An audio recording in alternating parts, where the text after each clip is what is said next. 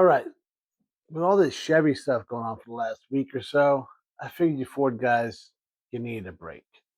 And it just so happens that the car we're talking about this week falls right in the same timeline. So it's a win-win.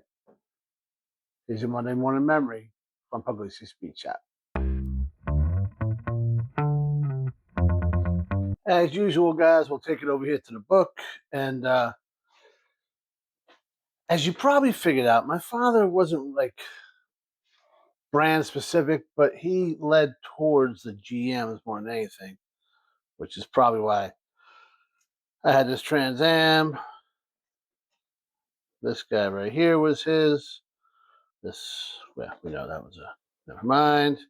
We talked about the Blazer, and now we are on to my 1990 5-liter Mustang. This this was the first car I searched for, actually. And well, I didn't find it. To be honest with you, my dad did, which was kind of funny because he wasn't a big Ford guy, but how can you not love a 5-liter? He actually found me the car, and these pictures were all ones that he sent me. Well, not these. Well, that one was a little sister. Did she scratch that thing? Probably not. But we'll sit down and talk about it. There was probably some sheer. Yeah, there was more here. Or just a polar bear in a snowstorm with his eyes closed. No, no, that's not it. That's a different page. All right. Enough of the terrible jokes. Let's talk about this great car. Guys, there is not a car that defines like the time I grew up better than a 5-liter Mustang. I mean, you didn't even need to say Mustang. You didn't. All you had to say was 5.0, and everybody knew exactly what you're talking about. So it's weird that it took me as long as it did to appreciate them and want one. But a lot of that has to do with influence, right? So, like I said, my dad was more of a GM guy. That's why I love Pontiacs and all that kind of stuff. That's just usually how that goes, right? You're a whatever family, and that's that. And he had a couple Fords, like I had a couple Fords, but that was that, right?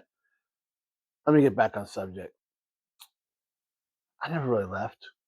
I don't think. Okay, anyways, I had my Trans Am in high school.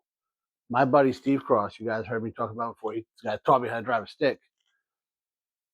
He had an '84 Mustang. It was tan. It was a 4-cylinder, 4-speed, steel wheels. Nothing special. Picked it up as his first car, and he made it look like a 5-liter. Now I say that he painted it in the driveway black with gold stripes, had the windows tinted, put a little system in it, and put some 10-hole mags on it. Aluminum wheels. So everybody thought it was a five. He put the LX. It was an LX car. He put the LX spoiler on. It was a hatchback. Everybody thought that's what it was until he started up.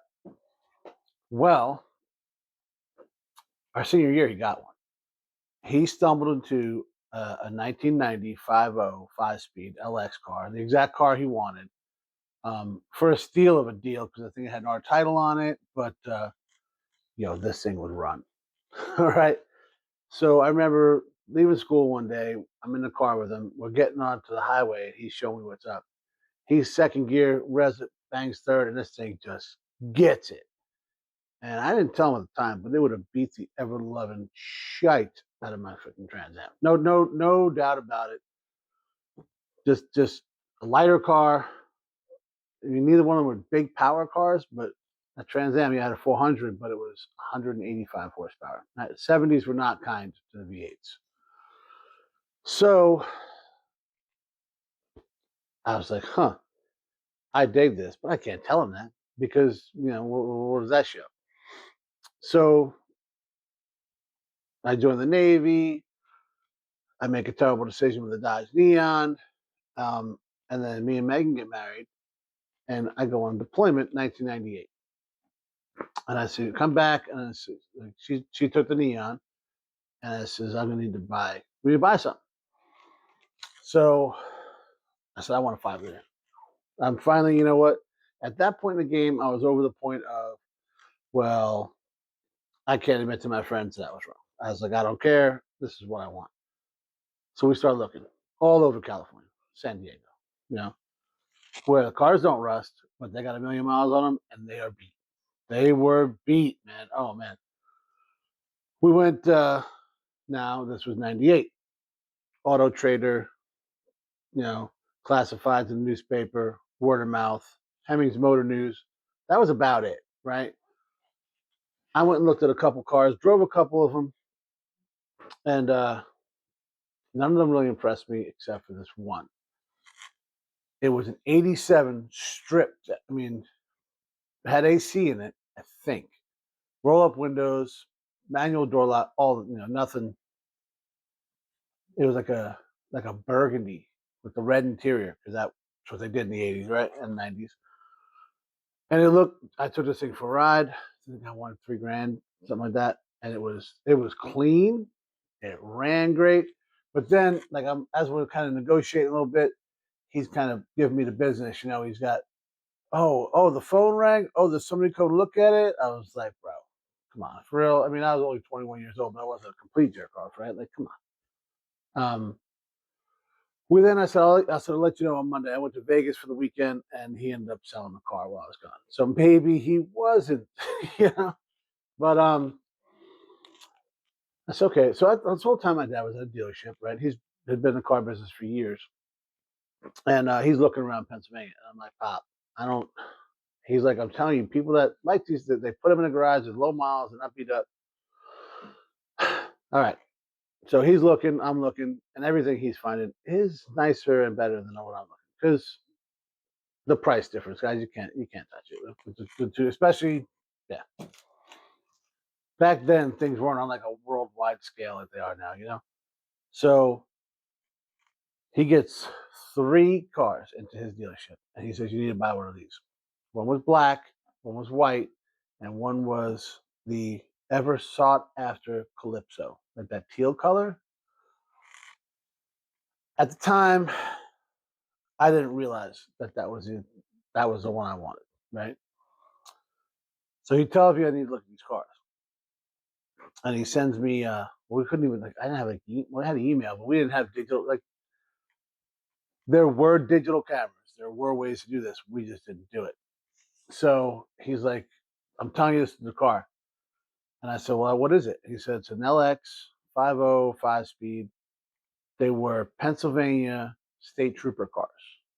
And they were not using them no more. He picked them up at an auction. He's like, I'm telling you, they're maintained. They got like the beefed up suspension. This is what you want. And I'm like, man, I don't know. He's like, I'm telling you, this teal one is good looking, man. You're going to want it. I was like, teal? No, I don't want teal. So he's like, why not? And I said, I don't want to. So we'll go back and forth. He was right. I should have got that car. Now, it wasn't so much the color that turned me off from those 3 cars, because obviously I ended up with a black one. They were all notchbacks. Now, if you know anything about the 5-liter world right now, I should have bought all 3 of them. That you can't touch these cars. I'm looking, and now my style has changed over the years, and I want a notchback, and I can't find one that I'm willing to pay for, because they're getting top money for beaters, and it's just crazy, right? So I wouldn't listen to them, and I wish I did, because a Calypso notchback Stady car, forget about it, right? So I said, no, I want a hatchback. Fine, let's find a hatchback. And he did. He hits me up. He said, hey, I found this car. It was a private sale thing. Um, he was going to go look at it. Now, my dad was a vet guy. He had his 1980 vet. It was black, the long Stingray body style. Not super fast. It had like an L48 car or something like that. It was okay. It had some side pipes on it. Had some work done to it. Clean. The car was spotless. And he was going to something, maybe Carlisle Corvette or something like that. Corvette Carlisle, however you say it. And he's like, on the way back, I want to test drive this car because it's right there. It's okay. So he calls me after test drive this car. And he says, you need to buy this car. I said, he's like, it is clean. It is super clean. There's not a speck of rust. The paint is great on it. It was in a hailstorm, so there was like 6 or 7 dings on the roof. That would be nothing for like a paintless dent guy. That really wasn't as popular then, but it paid off down the road. And he drove it. He said, "Yo, this car will whip the crap out of my bed." He's like, "I don't know what's done to it, but it's got some work done to it. Nothing crazy. It's still a good driver. I think it's just like not so much power adders, but like, so it did have shorty headers. It had an H pipe on it, underdrive pulleys, it had a chip in it. All the stuff you did to those cars back then. That was a quick thing you did to like release some power, right? I think it had gears in it too. There was like 308s came stock. It might have had like 355, 373, something like that, because it would get it, right? So I said, okay. Now here's the kicker that I cannot forget. This was 1998, guys, almost 30 years ago, right? I remember I could have bought that teal or Calypso notchback for $3,500, and it was badass. I paid 65 for mine, which is still a great deal. It only had 60,000 miles on it. It was clean, guys. I mean, you see some of the pictures. We'll show you some more as we're talking here.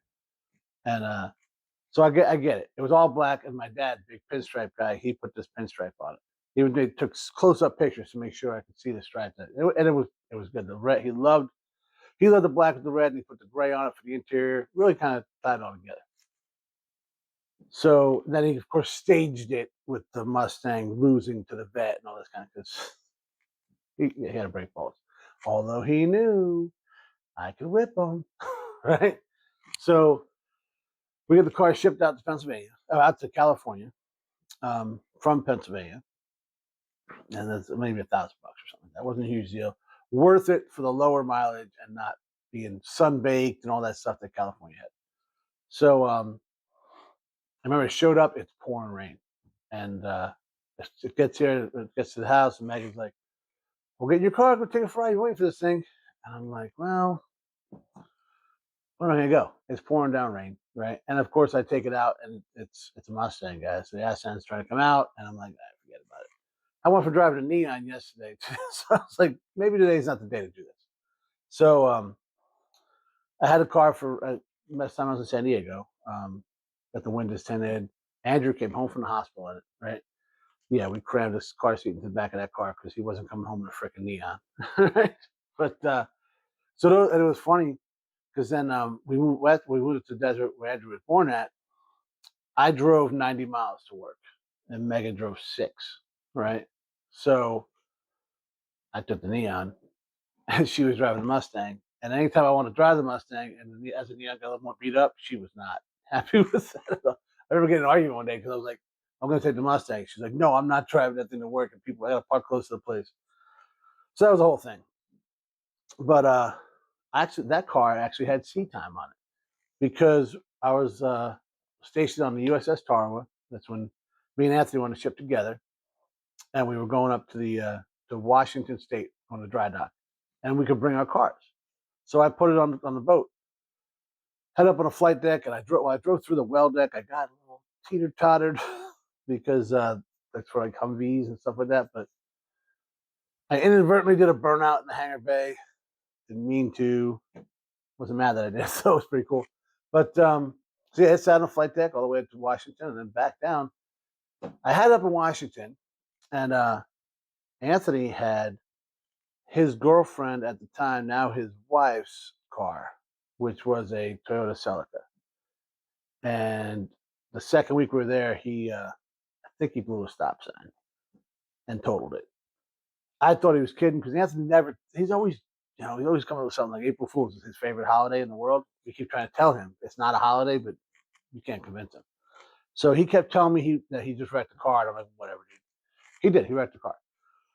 So he wasn't the best at driving a stick, and I think I've mentioned before, he's still not the absolute greatest.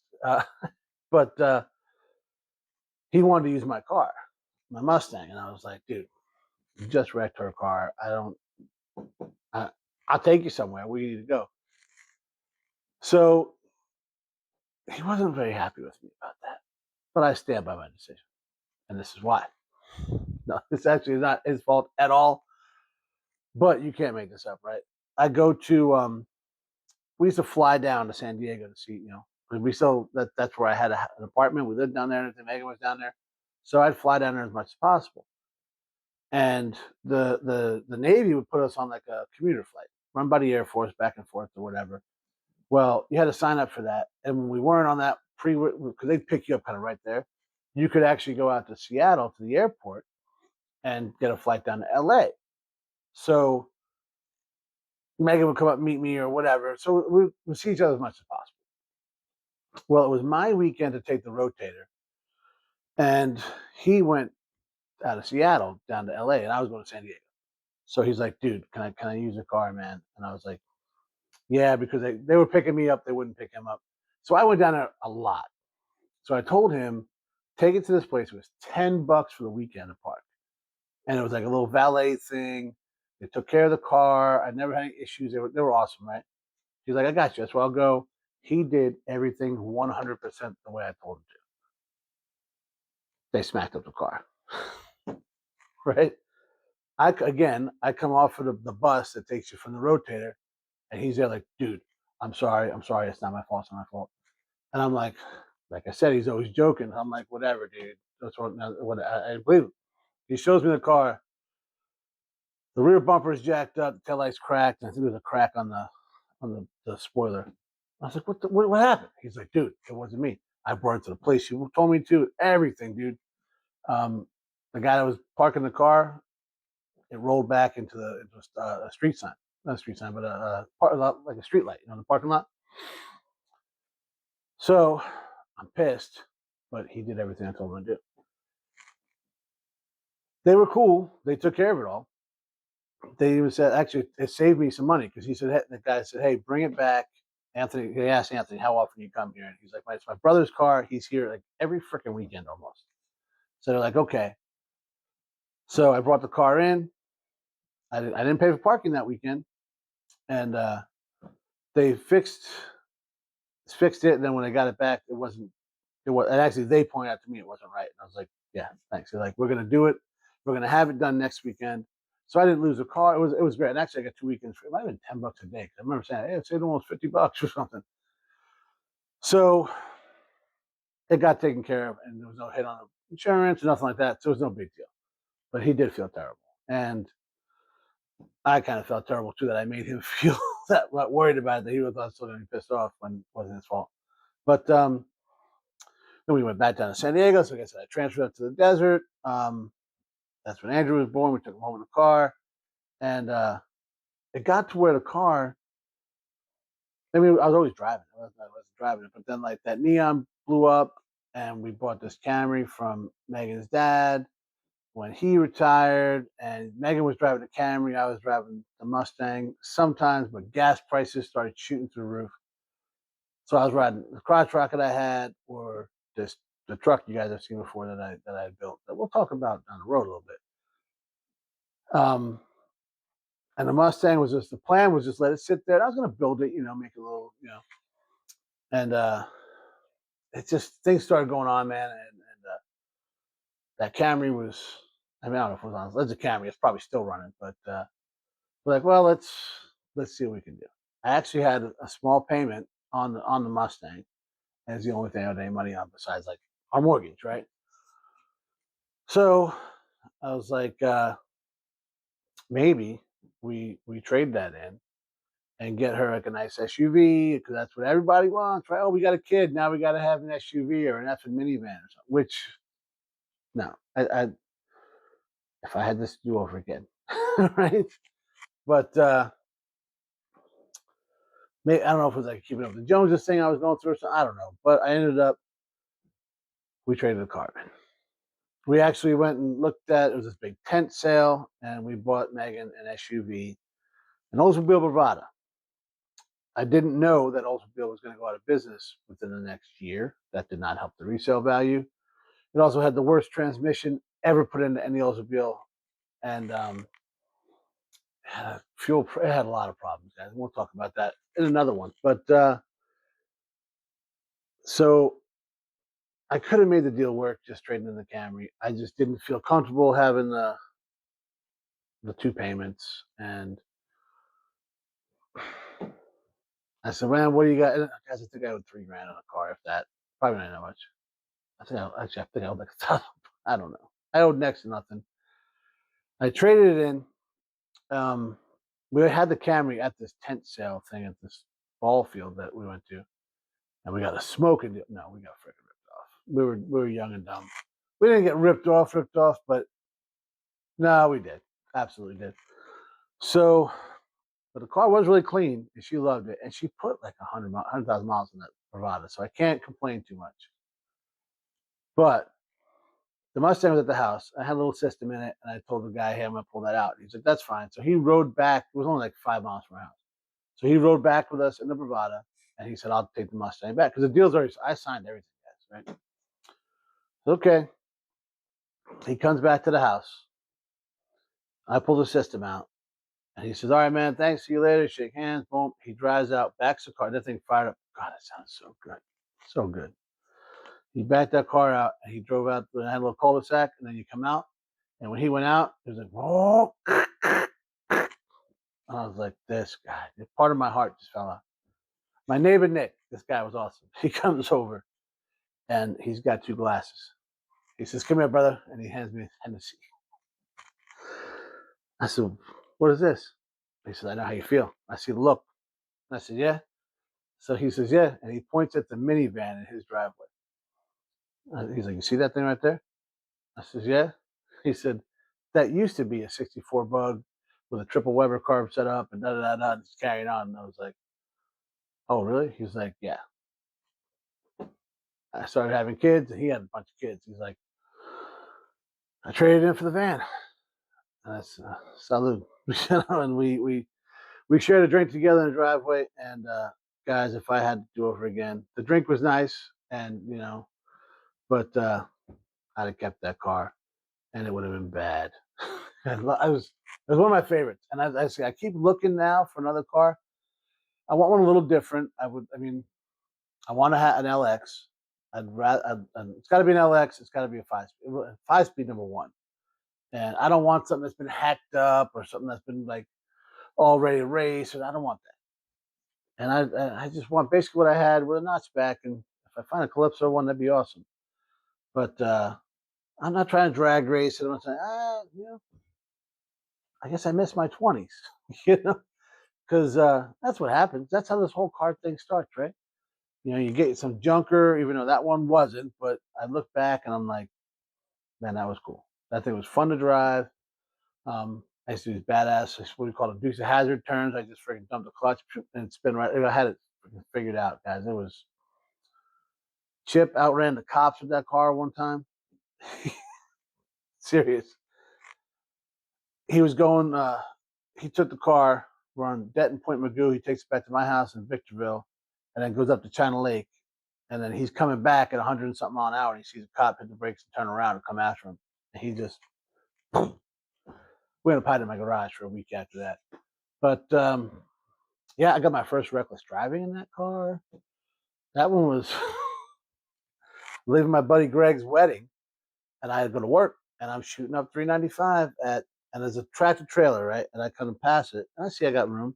I stand on it in third gear, past this truck. Highway patrol is coming in the way. He spins around, comes and gets me. He's like,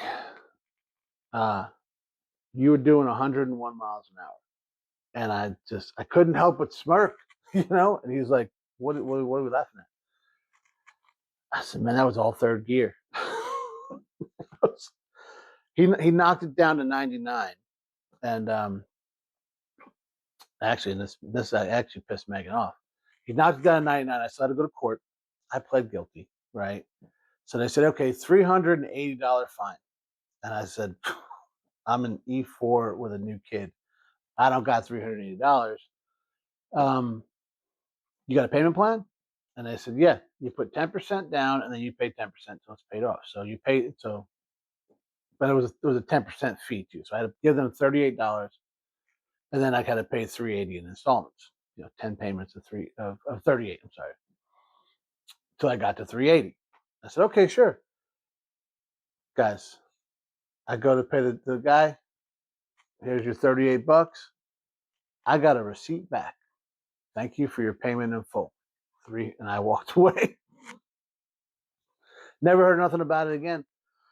So Megan was mad. She said the fact that I got away with that is why I never slowed down and got quite a few more ruckus drivings after that. We're young, guys. We've kind of grown up, with the exception of some of the speeds I put down on the trip coming back. That's beside the point. That's on the highway. It doesn't count. If you're going interstate, guys, it doesn't. It's fine. But yeah, see, it's the more I talk and think about it, the more memories come up for this car, and I just wish I didn't get rid of it, And it was kind of funny, as you guys saw last week. I met Brian on the tailgate tour, and the first time we started talking, he's got a black 5 liter. I was like, man, and we just started talking. He's had it since, I think he said 91, 92, something like that. So, right, it's just, and all the memories started flowing back to me about mine, and well, let's just say I'm on the hunt more than I was because I need another project. Clearly, right? I could talk about this car all night, guys, but I got to get the kid the video and I got to hit the rack because stupid work tomorrow. Hopefully, you guys enjoyed this story, and hopefully, I find a 5 liter soon. Thanks for watching, guys.